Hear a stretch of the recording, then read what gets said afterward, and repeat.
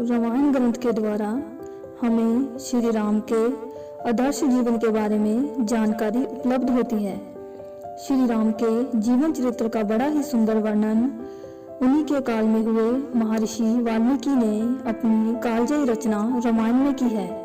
मर्यादा पुरुषोत्तम कहलाने वाले श्री राम जी द्वारा जो आदर्श स्थापित कर दिया गया है, यदि उन आदर्शों को कोई भी पुरुष ईमानदारी पूर्वक अपने जीवन में समाहित करे तो निस्संदेह उसे दुख पीड़ा छू नहीं सकते। बहुत समय की बात है, आज से हिंदू कैलेंडर के अनुसार लगभग 9 लाख वर्ष पहले त्रेता युग में एक बहुत ही प्रतापी सूर्यवंशी राजा दशरथ हुआ करते थे। उनकी राजधानी का नाम अयोध्या था। राजा दशरथ बहुत ही न्याय प्रिय और धर्मी राजा थे। राजा दशरथ की 3 रानियां थी, मगर राजा दशरथ की कोई औलाद नहीं थी, जिससे वह अक्सर दुखी रहते थे। राजा दशरथ की पहली रानी का नाम कौशल्या, दूसरी रानी का नाम सुमित्रा तथा तीसरी रानी का नाम कैकेयी था। राजा दशरथ एक महान धनुधारी थे। वह शब्दभेदी बाण चलाने में माहिर थे। वह सिर्फ शब्द की आवाज सुनकर बिना लक्ष्य को देखे उसे भेद सकते थे।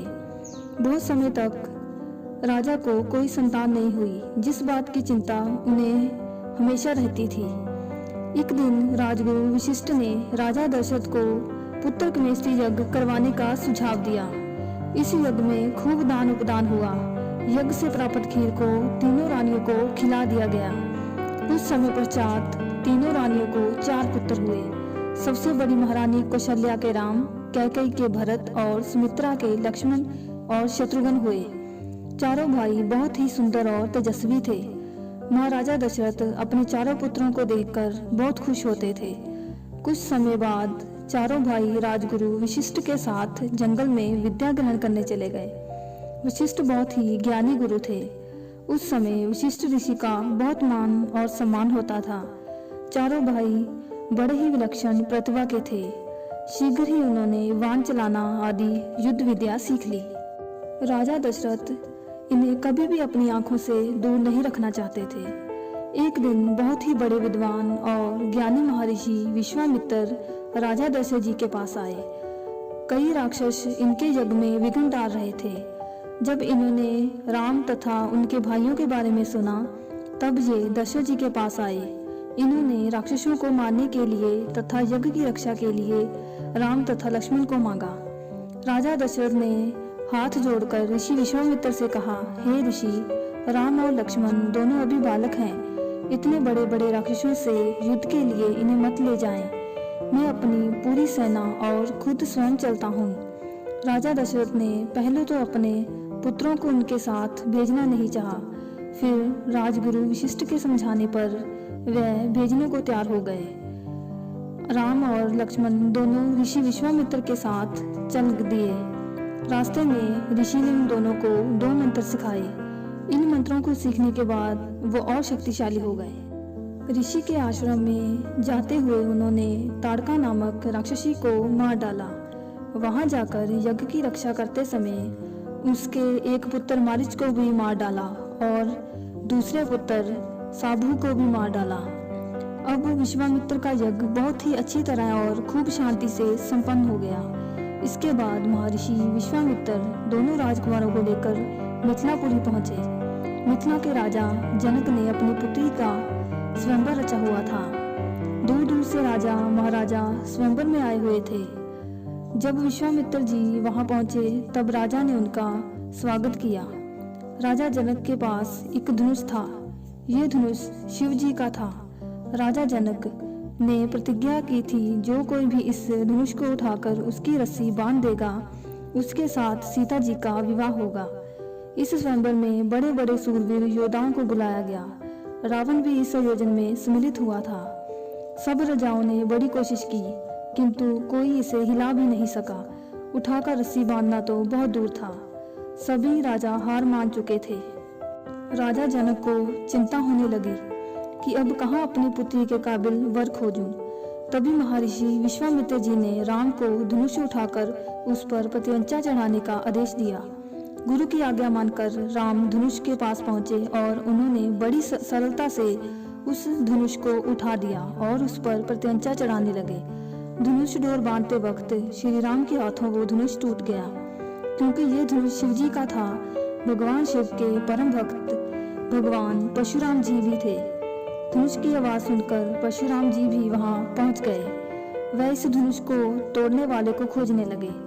भगवान परशुराम जी के क्रोध को देखकर सारी सभा में सन्नाटा छा गया।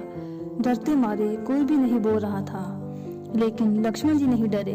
वो परशुराम जी से वाद विवाद करने लगे, लेकिन श्री राम जी ने बड़ी सरलता से हाथ जोड़कर निवेदन पूर्वक भगवान परशुराम से गलती से धनुष टूट जाने की बात कही और उनसे क्षमा मांगी। राम के सरल शांत स्वभाव को देखकर भगवान परशुराम का क्रोध शांत हो गया और वो वहां से चल गए। उनके जाने के बाद सभा में सबने राहत की सांस ली। भगवान परशुराम के जाने के बाद राजा जनक महर्षि विश्वामित्र के पास गए और उनसे पूछा, हे ऋषि, ये रूप का राजा, ये दोनों युवक कौन हैं? इनके बारे में बताने का कष्ट करें। ऋषि विश्वामित्र ने राजा जनक को बताया, ये दोनों भाई राम और लक्ष्मण हैं। ये दोनों अयोध्या के राजा दशरथ पुत्र हैं। राजा जनक के 4 पुत्रों में राम जिन्होंने धनुष तोड़ा वह सबसे बड़े हैं। ऋषि द्वारा श्री राम का परिचय सुनने के बाद उनकी खुशी का ठिकाना ना रहा।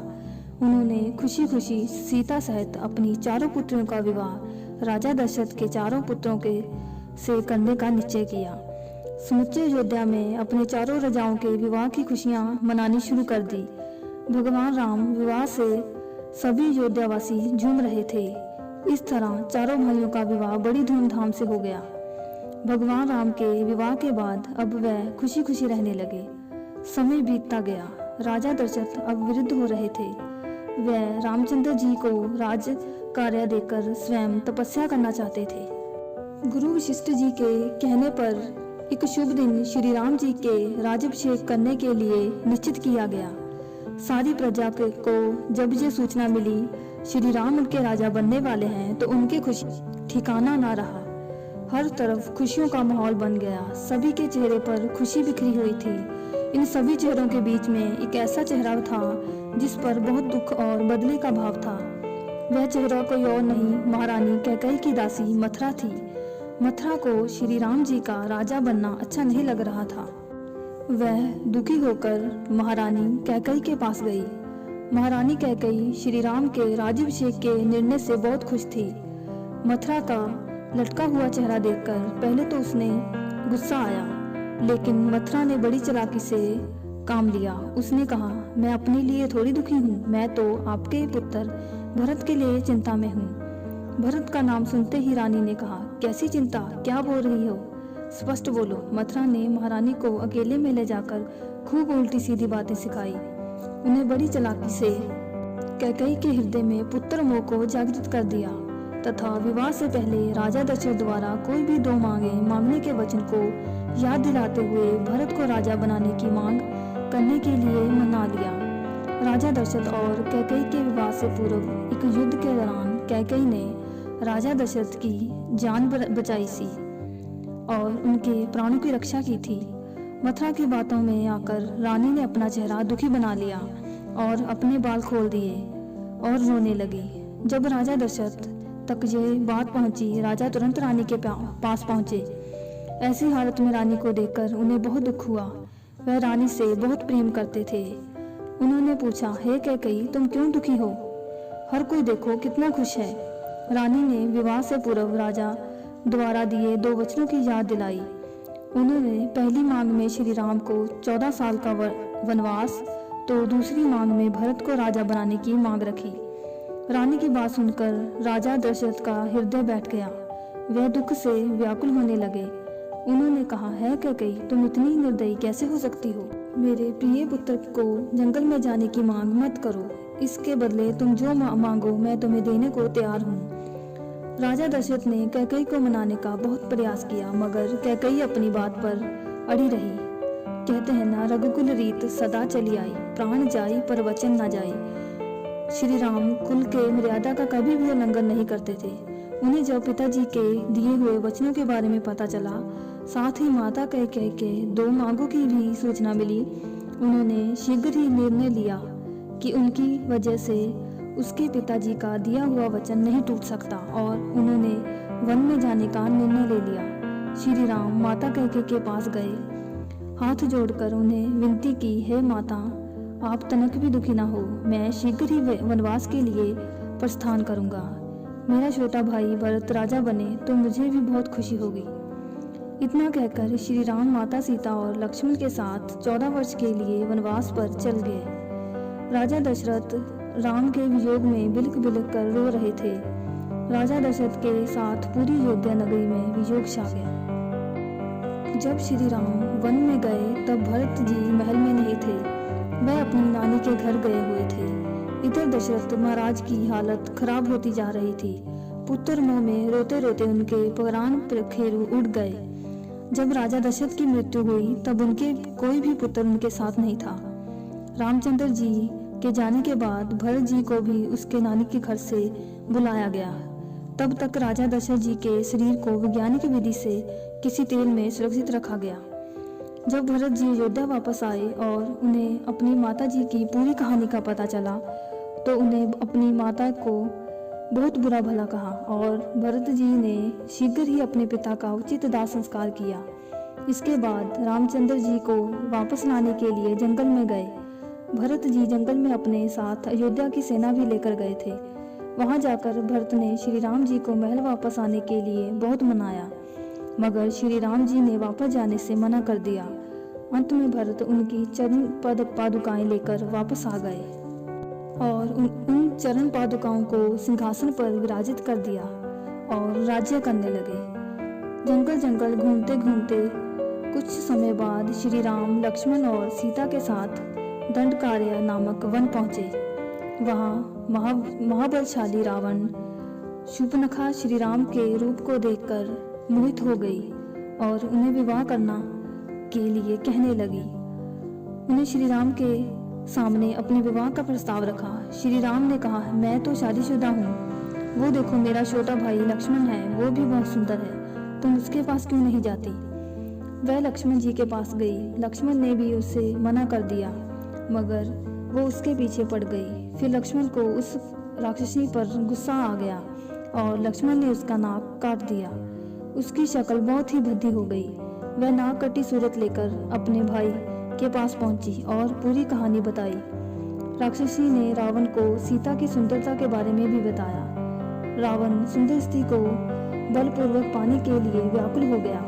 उसने राम और लक्ष्मण के ठिकाने का पता किया तथा अपने मित्र के पास गया। उसे इंसान से जानवर बनाने की कला आती थी। उसने अपने आप को हिरण के रूप में परिवर्तित कर लिया तथा श्री राम के आसपास घूमने लगे। सीता जी सोने की हिरण को देखकर उस पर मोहित हो गई तथा श्री राम से उस हिरण को पकड़ के लाने का आग्रह करने लगी।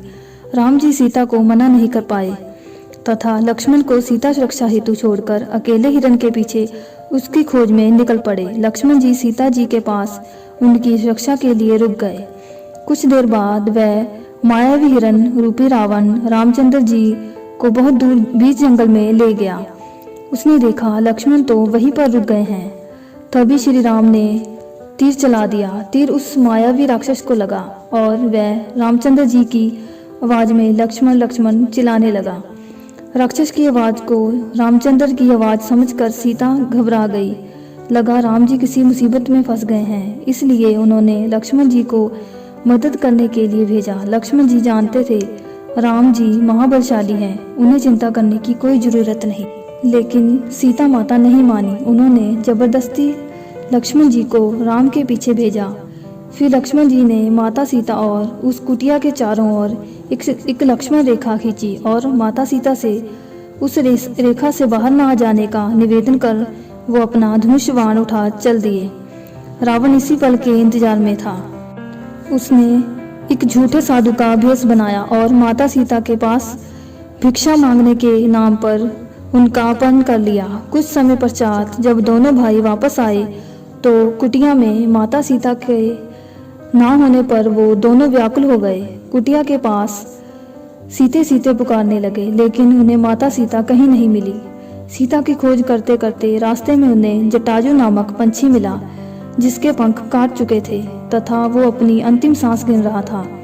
राम और लक्ष्मण दौड़कर उसके पास गए, उसके बहते खून को रोकने लगे। उन्होंने उसका हाल किसने और क्यों किया इस बारे में पूछने लगे।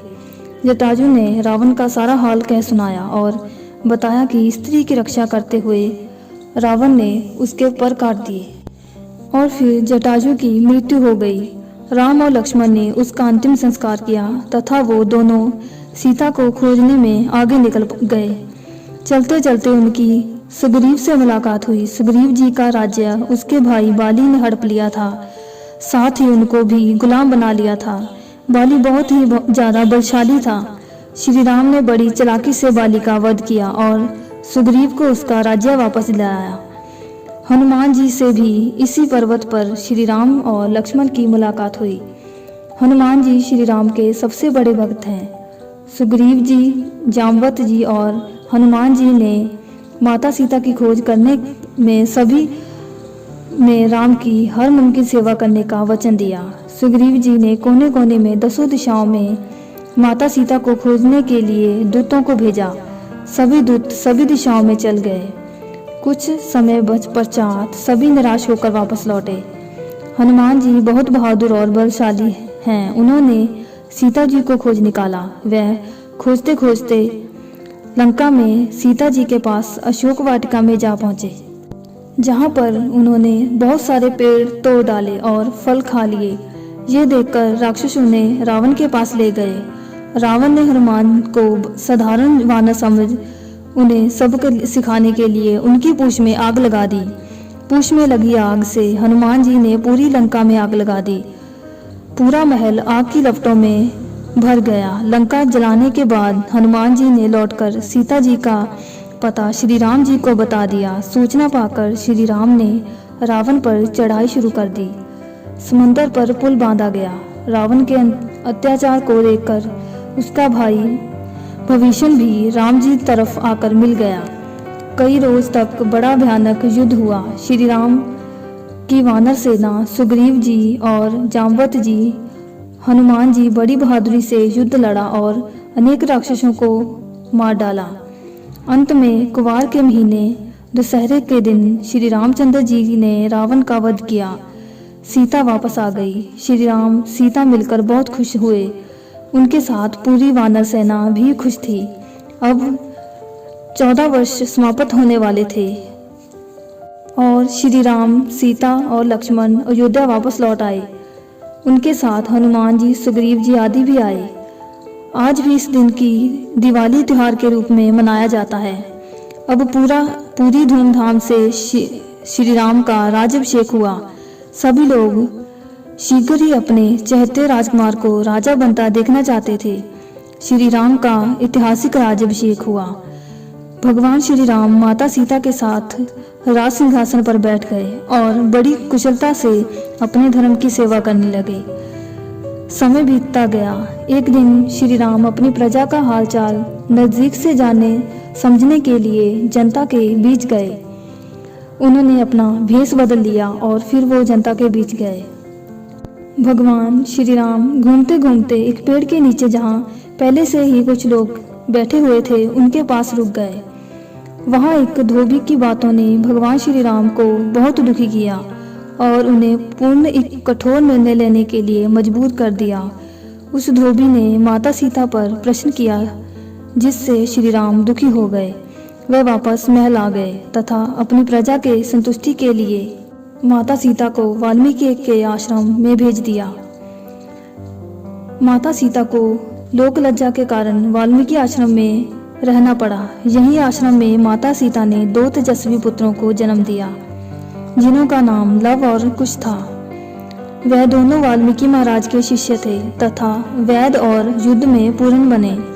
श्री राम ने अश्वमेध यज्ञ किया। इस समय माता सीता को वापस बुलाया गया और पूर्ण सभा की मांग पर अग्नि परीक्षा देने के लिए कहा। इस बात से माता सीता फिर दुखी हुई और अपनी पवित्रता की शपथ खाते हुए माता धरती को फटने का आग्रह करने लगी और धरती माता सीता को सबसे पवित्र करते हुए फटी और माता सीता धरती में हमेशा हमेशा के लिए समा गई। भगवान श्री राम अत्यंत दुखी हुए वह अब हमेशा के लिए अकेले हो गए थे। कुछ समय पश्चात श्री राम ने भी सरयू नदी में अपना शरीर त्याग दिया और जल समाधि ले ली। लव और कुश बहुत वीर थे। बाद में वह राजा बने और राज्य चलाने लगे।